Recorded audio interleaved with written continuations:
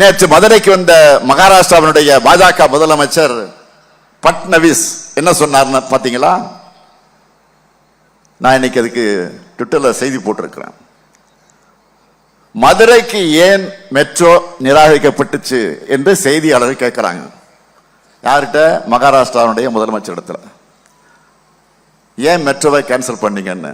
அதுக்கு அவர் சொல்றாரு, மதுரையில் பாஜக எம்எல்ஏ வெற்றி பெற்றா மதுரைக்கு மெட்ரோ கிடைக்கும்னு பேசுறார்.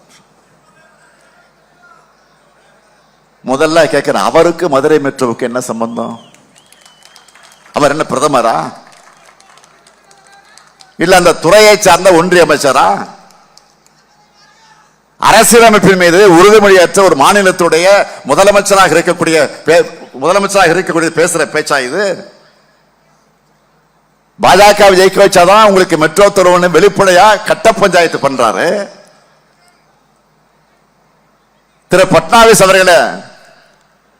இப்படி பிளாக்மெயில் பண்ண உங்களுக்கு வெக்கமே இல்லையா? எதிர்கட்சியில் பழனிசாமி இதுக்கு என்ன பதில் வச்சிருக்கிறாரு? இப்பவாச்சும் வாய் திறந்து மக்கள் பிரச்சனை பேசுவீங்களா?